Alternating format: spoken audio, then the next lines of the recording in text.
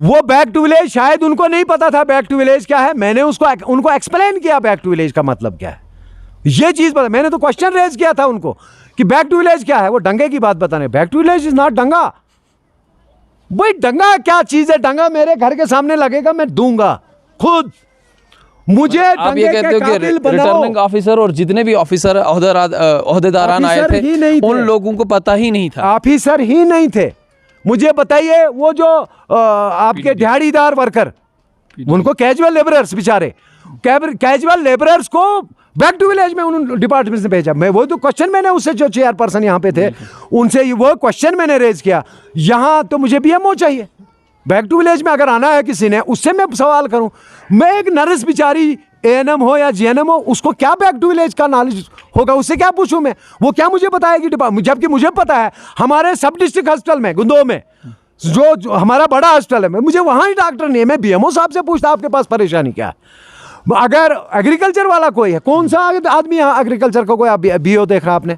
अगर आपने देखा तो मेरी नजरों से तो थे नहीं, कोई ऑफिसर नहीं थे। मैंने उनको बोला ऑफिसर्स को ले, डीसी साहब को लाइए, डीसी साहब को लाइए, बैक टू विलेज करिए और हम उनको बताएंगे फीडबैक। अगर कंट्री को आगे लेना है, अगर इस प्रोग्राम को आगे चलाना है, अगर इस प्रोग्राम को कामयाब करना है, तो उस चीज के लिए कंट्री के लोगों को ऊपर उठाना है। और कंट्री के लोगों को ऊपर उठाने के लिए कोई ऑफिसर्स वैसे हो जो इंप्लीमेंटिंग एजेंसी हूं, जो हमारी फीडबैक लें। आप देख रहे हैं स्ट्रेट लाइन और मैं हूं आमिर जफर। आज बैक टू विलेज का 4th फेज जो है जम्मू कश्मीर के अंदर शुरू हुआ और हम अभी किलोत्रान पंचायत में आए हुए हैं। किलोत्रान पंचायत के अंदर ये देखने को मिला कि कहीं ना कहीं ये असफल हुआ है बैक टू विलेज। और वो किस कारण हुआ है कि कहीं ना कहीं डिपार्टमेंट के जो लोग थे वो इस पंचायत के अंदर नहीं आए थे। कहीं ना कहीं एक्शन की कमी जो है वो देखी गई। कहीं ना कहीं जो पीडीडी के अहदेदारान हैं, कहीं ना कहीं पीएचई के अहदेदारान जो है डिपार्टमेंट के जो बड़े बड़े पदों पे होते हैं, वो लोग जो थे यहाँ शामिल नहीं थे, जिसकी वजह से यहाँ जो है बैक टू विलेज प्रोग्राम जो है वो हेल्ड नहीं हो पाया। बैक टू विलेज जो प्रोग्राम है उसमें लोगों की भी कहीं ना कहीं कमी देखने को मिली। आखिर क्या कारण रहा, क्या वजूहात रहे? हमारे साथ बात करने के लिए रिटर्निंग ऑफिसर मोहम्मद अशरफ साहब हैं। अशरफ साहब, आपसे जानना चाहेंगे कि किन वजूहात पे जो बैक टू विलेज प्रोग्राम था वो यहाँ पे नाकाम हुआ? बैक टू विलेज प्रोग्राम नाकाम नहीं हुआ। एक्चुअली प्रोग्राम ही इस तरह का है कि पब्लिक आती है, पब्लिक जितनी अवेलेबल है वो आए यहाँ पे। अगर अवेलेबल नहीं है तो हमें जगह जगह का विज़िट करना है। तो अभी ये प्रोग्राम कंटिन्यू है, तो मैं इसे नहीं कहूँगा कि बैक टू विलेज प्रोग्राम फ़लाफ हुआ। ये कोई उस तरह की प्रॉब्लम नहीं है कि हम कहेंगे कि फ़िलाफ हुआ। अभी चल रहा है, दिस इज़ कंटिन्यूस प्रोग्राम 2 दिन का है, तो फ़िलाफ की बात नहीं। अशरफ साहब, यहाँ बहुत सारे लोग जो हैं ये कहने को मिल रहा है, ये सुनने को मिल रहा है हमें कि जो पीडीडी वालों ने वो डेली विज़िट भेजे हैं, पीएचई वालों ने डेली विज़िट भेजे हैं, J&K बैंक का मैनेजर जो है वो मौजूद नहीं है, यहाँ खिदमत सेंटर वालों को भेजा गया है। इसमें ऐसा है कि मुझे ये आई थिंक मेरी प्रॉब्लम है, ये चीज़ शिकायत मुझे एडमिनिस्ट्रेशन से करनी चाहिए। तो मुझे भी करनी है कि यहाँ पे कोई ज़िम्मेदार मुलाजिम क्यों नहीं भेजा है। और गवर्नमेंट की प्रायोरिटी इस वक्त ये है कि जो डिफरेंट पंचायत लेवल पे प्रोग्राम चल रहा है तो उन्होंने फ्रंट लाइन वर्कर्स जो है वो तैनात किए हैं। तो एज़ फॉर माय कंसर्न यहाँ पे जो लोग आए हैं तो वो उन फ्रंट लाइन वर्कर्स की लिस्ट में से जो हैं कुछ लोग आए हैं और यहाँ इनकी ग्रीवेंसेस को लेके हम हायर अथॉरिटी जो भी कंसर्न डिपार्टमेंट होगा वहाँ तक पहुँचा। हमारे साथ ये थे रिटर्निंग ऑफिसर जिन्होंने साफ तौर पे ये कहा कि कहीं ना कहीं J&K बैंक मैनेजर की उनकी प्रेजेंस भी होनी चाहिए थी। कहीं ना कहीं पीडीडी के जो बिजली विभाग में लोग हैं, जेई है, हमारे R&B के जो जेई हैं, सुपरवाइज़र हैं, उन लोगों को यहाँ पे आना चाहिए था और लोगों को ये आश्वासन देना चाहिए था कि कहीं ना कहीं डेवलपमेंट की बात की जाए, लोग जो हैं गांव से सिटीज़ की तरफ ना रुजू करें। और हमारे साथ यहाँ और भी कुछ लोग हैं। रियाज साहब, मुझे ये बताइए आप, क्यों किलोत्रान पंचायत के अंदर हमेशा हुजूम रहता है और हुजूम होने के बावजूद भी आपकी जो हर एक मीटिंग होती है, हर एक डेवलपमेंटल वर्क जो है वो नाकाम रहता है? देखिए, ये सवाल अगर आपने इन लोगों से पूछा होता जो बैक टू विलेज करने यहाँ आए थे तो बेहतर वो होता, या यहाँ की एडमिनिस्ट्रेशन जो है, यहाँ की चाहे वो यहाँ की ज़िला इंतज़ामिया है, यहाँ की तहसील इंतज़ामिया है, अगर इन लोगों से आपसे पूछते कि ये बैक टू विलेज प्रोग्राम, फ़िलहाल मैंने इनको यहाँ एक क्वेश्चन रेज़ किया था, हमें तो फ़िलहाल पता ही नहीं था यहाँ बैक टू विलेज प्रोग्राम है। मैंने भी कहीं गवर्नमेंट आर्डर या न्यूज़ में सुना था, पढ़ा था कि कोई बैक टू विलेज होने वाला है। मैं सुन रहा हूँ कि 4th phase back to village है, लेकिन जिस गाँव में मैं रहता हूँ हमें यहाँ लोगों को अभी तक नहीं पता पहला फेज यहाँ इन्होंने किया, कितने, कौन बुलाया, किसको बुलाया, लोगों को कोई पता नहीं है। यहाँ बैक टू विलेज आज मैंने देखा, जब मैंने इन लोगों से पूछा, ये बोलते यहाँ कोई काम किया, डंगा दिया था और डंगे को इंस्पेक्शन देखना था, ये डंगा लगा नहीं। ये डंगा बैक टू विलेज तो मुझे नहीं लगता, मेरे सेंस में जहाँ तक मैंने बैक टू विलेज का पढ़ा, इसीलिए हमें यह पता नहीं आज 4th phase back to village का था। अगर ये बता रहे हैं आज ही बैक टू विलेज था, मैं तो नमाज पढ़ने आ रहा था, मैंने एक ऑफिसर को यहाँ से आते देखा जो मेरा नॉन था। अब उसको मैंने देखा, भाई कहाँ जा रहे हो? क्या बैक टू विलेज? कह रहा हम तो यहाँ बसते हैं, हम तो यहाँ रहते हैं। बैक टू विलेज तो लोगों से फीडबैक लेनी थी सरकार को कि यहाँ के मसाइल क्या हैं, यहाँ की कंडीशन कैसे ठीक होगी इलाकों की, यहाँ की जनरेशन की जो कोई ड्रग्स की तरफ अगर कोई बच्चा जा रहा है, वो क्यों जा रहा है? वो इसलिए जा रहा है, वो बेरोजगार है, और उसके लिए एम्प्लॉयमेंट जनरेशन कैसे की जाए और उसके कौन से मौके रोजगार के उसके लिए, क्योंकि सरकारी नौकरी हर बच्चे को तो मिल नहीं सकती है, लेकिन सरकार का काम जो होता है, इसीलिए बैक टू विलेज था। रियाज साहब, आपसे जानना चाहूँगा, 3 फेजेस इसके तो ऑलरेडी हो चुके हैं, आप तब तक कहाँ होते हैं? आज शायद आप अब जो इलेक्शन आने वाले हैं, इलेक्शन ट्रेंड चल चुका है, आप तभी आज शोर उठा रहे हैं। आज तक फर्स्ट फेज पे आपने कोई शोर नहीं उठाया, दूसरे फेज पे आपने कोई शोर नहीं उठाया, तीसरे पे अब 4th फेज है, इलेक्शन सामने है, आज आप शोर उठा रहे हैं। सुनिए, अब मेरा आपने से क्वेश्चन, क्योंकि मीडिया वालों को कोई ऐसी चीज़ चाहे सिर्फ इलेक्शन के लिए लेंगे, ये या पॉलिटिक्स पे ले, मैं एज ए पोलिटिकली यहाँ नहीं हूँ, मैं कोई पोलिटिकली यहाँ नहीं आया हूँ, किसी प्रोग्राम में नहीं आया हूँ। इलेक्शन होंगे भी नहीं होंगे, आप देख रहे हैं 2019 से 5 अगस्त से जम्मू कश्मीर की हालत इस सरकार ने की क्या है। आप क्या एक्सपेक्ट करते हैं इलेक्शन होंगे? किसने बोला आपको इलेक्शन? अभी तो कोई गारंटी नहीं है। ये सरकार ऐसी है, जम्मू कश्मीर के किसी लोगों को इन पे कोई भरोसा ही नहीं रहा है। अब इलेक्शन होगा भी नहीं होगा, और ये बोल रहे हैं आप कहाँ थे? क्योंकि यहाँ बोला नहीं जाता है, लोगों को इन्फॉर्मेशन नहीं है, यहाँ की एडमिनिस्ट्रेशन की रिस्पॉन्सिबिलिटी जो है वो निभा नहीं रहे हैं। जो अगर ये लोग, ये एक जनरल मैनेजर आया था इंडस्ट्रीज़ का यहाँ पे, इसकी ड्यूटी किश्तवाड़ है और इसकी ड्यूटी यहाँ पे लगाई है, काश यहाँ डोडा का जनरल मैनेजर आ जाता, मैं उससे पूछ लेता ये बात कि ये इतना इलाका इतना जरखेज़ है, इंडस्ट्रियल यूनिट और इंडस्ट्रीज़ के हिसाब से यहाँ क्या क्या जो है, जो मेक इन इंडिया की बात कर रहे थे Modi ji, make in India, तो ये मैं अमूल दूध पीता हूँ यहाँ पे, गुजरात से यहाँ पहुँचता है, और मेरे पास इतने वसाइल हैं, अमूल दूध पैदा करने के लिए एक फैक्ट्री यहाँ इंडस्ट्रियल यूनिट लगाने के लिए मैं तैयार हूँ, मेरे साथ 50 बच्चे तैयार हैं, अनएम्प्लॉयड बच्चा यूथ तैयार है, इंडस्ट्रियल यूनिट यहाँ से अमूल हम भेजेंगे, यहाँ से हम पनीर सप्लाई करेंगे, गुजरात पहुँचाएंगे, हम दिल्ली पहुँचाएंगे, इतना यहाँ पे स्कोप है, लेकिन मगर इन्फॉर्मेशन नहीं है। इन्फॉर्मेशन आप भूल जाइए। मुझे बताइए, क्या सरकार ने आज तक 2 लाख की आबादी गालबन इस भलेस की है?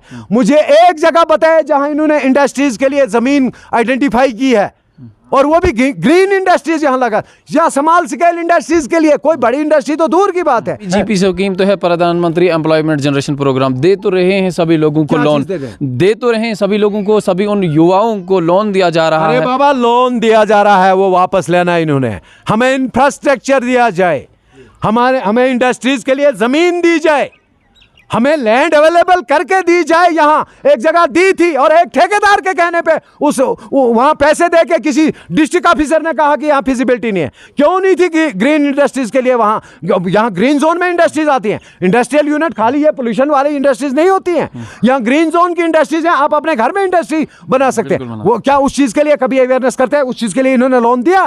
किसको लोन दे रहे? वो जो बच्चों को 2 लाख लोन देते, 2 लाख से क्या कहे? देखिए भाई, जब तक मुल्क के नौजवान की हालत नहीं सुधरेगी, इकोनॉमिकली मुल्क का नौजवान सौंड नहीं होगा, हमारा मुल्क सौंड नहीं होगा, हमारा मुल्क ताकतवर नहीं होगा। डॉलर के मुकाबले में आज 82 रुपये 75 पैसे इस वक्त हमारा रुपया है। $1 की कीमत हमारे रुपए में 82 रुपये 75 पैसे है, जो इस सरकार से पहले 65 रुपये था। कहाँ की बात कर रहे हैं? यह मुल्क डूब रहा है, और ये सरकार की पॉलिसीज गलत इस वक्त इंप्लीमेंटिंग एजेंसीज है। ये लड़ाएंगे हिंदू और मुस्लिम, ये नागपुरी एजेंडा बताएंगे इनके जो भी ऑफिसर हैं। ये जो सरकार की मेजर ऊपर से जो मोदी जी बोल रहे हैं, वो पॉलिसीज क्यों नहीं आ रही है जमीन पे? बैक टू विलेज प्रोग्राम को, ये प्रोग्राम अच्छा है, सराहना करेंगे जो कागजों में है, लेकिन जमीनी सतह पे फिलाप है, फेल है, झूठ है। सारा फ्रॉड है, ड्रामा है। किस किस्म की डेवलपमेंट चाहते हैं आपकी ये गांव के अंदर या पूरे मुल्क भर में? बैक टू विलेज के अंडर जो है किस किस्म की डेवलपमेंट आप चाहते हैं? ये गांव मिला के ही मुल्क बनता है।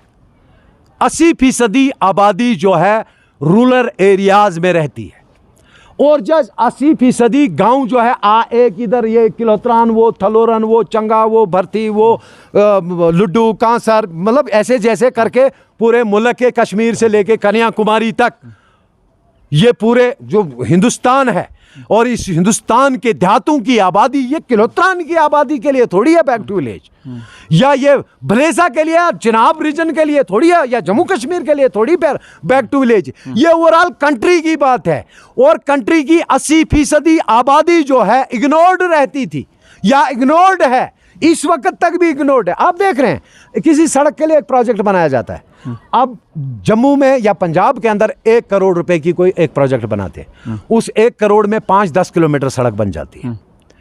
वही सड़क अगर 1 करोड़ रुपया लगाना होगा देहात में, यहाँ 500 मीटर भी 1 करोड़ में तैयार नहीं होती जो सड़क हमारी। या जो अभी जो गवर्नमेंट ने कुछ खर्चे भी किए, जो इनकी इम्प्लीमेंटिंग एजेंसीज हैं, जो इनके महकमा जात हैं, आपकी सड़कें आपकी सड़क चल रही है, मुझे बताइए आपकी सड़क में कितने साल हो गए बनते?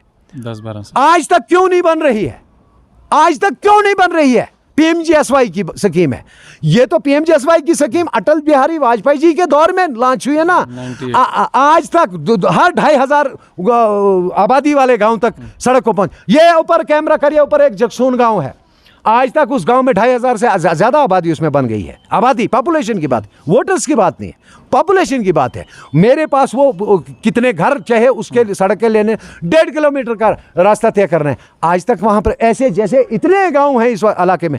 आप इलेक्ट्रिफिकेशन की बात करें, बिजली की बात करें, मुझे बताओ कितना एरिया हमारे इलेक्ट्रीफाइड है, कौन सी डेवलपमेंट हो रही है सरकार में? डिजिटल इंडिया की बात कर रहे हैं मोदी जी। आज तक जब से ये सरकार बनी है 8 साल से, मैं हर जगह आपके पास भी कई बार बोला होगा और दूसरों के पास भी बोला होगा कि आज तक हमें ब्रॉडबैंड नसीब नहीं हमारे बच्चों को। यहाँ पे है हमारे बच्चों के पास कुछ, ये इतनी बड़ी आबादी है, नेशनल लेवल पे हमारा बच्चा क्रिकेट खेल सकता है, नेशनल लेवल पे फुटबॉल खेल सकता है, हॉकी खेल सकता है, कबड्डी खेल सकता है। उसके लिए स्पोर्ट्स काउंसिल की तरफ से हमारे पास क्या है, एक ग्राउंड नहीं, जमीन हम फ्री दे रहे हैं, उसके लिए स्पोर्ट्स काउंसिल तैयार नहीं पैसा लगाने के लिए। आज तक लगाए ना 4-5 करोड़ रुपए, एक इंडोर स्टेडियम चाहे हमारे जवानों को। आज तो आए थे बहुत सारे डिपार्टमेंट्स हमें यहाँ देखने को मिले, मगर कहीं ना कहीं आपने भी उन लोगों के लिए कौन सा इंतजामात रखे थे? अब देख, आपने चेयर्स का इंतजाम नहीं रखा डिपार्टमेंट्स के लिए। ये तो शर्मनाक बात है कि रिटर्निंग ऑफिसर आपके पास आया और आपके पास इंफ्रास्ट्रक्चर यहाँ पे नहीं था। आप सुनिए, हो सकता है इखलाकी तौर में कुछ कर भी सकता, अगर मुझे पता होता। कोई आ रहा है, नॉलेज नहीं था, पता ही नहीं था, कोई आ रहा है, बोला ही नहीं किसी ने ये क्यों आए हैं। हमने सोचा कोई सैर करने वाले आए हैं। नंबर 2, मैं तो कोई चपरासी नहीं था इनका कि मैं इनके लिए कोई इंतजाम कर रहा है, इन्होंने मुझे बुलाना था। आप अपनी फीड भेजिए, इसके लिए तैनात किए, मेरे खजाने से तनख्वाह लेते हैं लोग। कहां है ये लोग? इन्होंने बोला, मुझे बोला होता है इखलाकी तौर, शायद मैं बल्कि लोग भी जमा करके देता। मैं कोई यहां का प्यारा ही नहीं हूं, मैं यहाँ का कोई मुलाजिम नहीं हूँ, इनका कोई चपरासी नहीं हूँ इनका। मैं एक आम नागरिक हूँ, एक आम जमींदार हूँ, एक आम देहाती हूँ, एक आम गांव में रहने वाला आदमी हूँ। आपके पीआरआईज कहाँ थे? उन्होंने इंतजाम क्यों नहीं किया जब कोई उनको इन्फॉर्मेशन दी गई थी पहले ही? ये आप उनसे पूछिए, अगर यहाँ के कोई पीआरआईज थे, उनको इन्फॉर्मेशन थी, क्योंकि दूसरे की बात में नहीं, मुझे पता ही नहीं है। ये आप उनसे पूछ, बेहतर मुझसे बेहतर आप जानते हैं, उनसे आप पूछ सकते हैं। मैं बात कर रहा था कि मेरे बच्चों के लिए यहाँ जो अनएम्प्लॉयड यूथ है उसके लिए इस इलाके की बात करूँ। अब पूरे इलाके की बात करें, आप क्या चीज़ है आपको जो फैसिलिटी है यहाँ का बच्चा बाहर नहीं जाए, बैक टू विलेज कैसे आएगा? क्या कौन सा आपको लगता है कि वो चीज़ है? वही तो मुद्दा और मकसद आपने यहाँ आज रिटर्निंग ऑफिसर के सामने रखना था कि जिसकी वजह से हमारे बच्चे जो हैं बाहर पढ़ाई करने नहीं जाए, उनको बेटर इलेक्ट्रिफिकेशन करके दी जाए ताकि 24 घंटे उनको बिजली दी जाए, उनको अच्छा ब्रॉडबैंड दिया जाए ताकि वो बाहर ना जाए, हेल्थ फैसिलिटीज़ यहाँ के लोगों को दी जाए ताकि वो सिटीज़ का रुख ना करें, वो अपने घर के अंदर बैठें और उनको अच्छी तरीके से फैसिलिटेट किया जाए। वो मुद्दा और मकसद आज आपने यहाँ रखना था, मगर आज शायद आपकी वजह से ये पूरी जो बैक टू विलेज का मुद्दा और मकसद था वो आज आपकी वजह से शायद वो नहीं सफल हो पाया। मेरी वजह से कैसे नहीं सफल हो पाया? वो बैक टू विलेज शायद उनको नहीं पता था बैक टू विलेज क्या है। मैंने उनको एक्सप्लेन किया बैक टू विलेज का मतलब क्या है, ये चीज़ पता। मैंने तो क्वेश्चन रेज किया था उनको कि बैक टू विलेज क्या है। वो दंगे की बात बताने, back to village is not दंगा, भाई दंगा क्या चीज है? दंगा मेरे घर के सामने लगेगा, मैं दूंगा खुद। मुझे आप ये कहते हो कि रिटर्निंग ऑफिसर और जितने भी ऑफिसर ओहदेदारान आए थे उन लोगों को पता ही नहीं था, ऑफिसर ही नहीं थे। मुझे बताइए वो जो आपके दिहाड़ीदार वर्कर, उनको कैजुअल लेबरर्स बेचारे, कैजुअल लेबरर्स को बैक टू विलेज में उन्होंने डिपार्टमेंट से भेजा। मैं वो तो क्वेश्चन मैंने उससे, जो चेयरपर्सन यहाँ पे थे उनसे वो क्वेश्चन मैंने रेज किया, यहाँ तो मुझे बीएमओ चाहिए। बैक टू विलेज में अगर आना है किसी ने, उससे मैं सवाल करूं। मैं एक नर्स बेचारी एएनएम हो या जीएनएम हो, उसको क्या बैक टू विलेज का नॉलेज होगा? उससे क्या पूछूं मैं? वो क्या मुझे बताएगी डिपार्टमेंट? जबकि मुझे पता है हमारे सब डिस्ट्रिक्ट हॉस्पिटल में गुंदो में जो हमारा बड़ा हॉस्पिटल है, मुझे वहाँ ही डॉक्टर नहीं है। मैं बीएमओ साहब से पूछता आपके पास परेशानी क्या है। अगर एग्रीकल्चर वाला कोई है, कौन सा आदमी यहाँ एग्रीकल्चर को कोई बीओ देखा आपने? अगर आपने देखा तो मेरी नज़रों से तो थे नहीं, कोई ऑफिसर नहीं थे। मैंने उनको बोला ऑफिसर्स को ले, डीसी साहब को लाइए, डीसी साहब को लाइए, बैक टू विलेज करिए और हम उनको बताएंगे फीडबैक।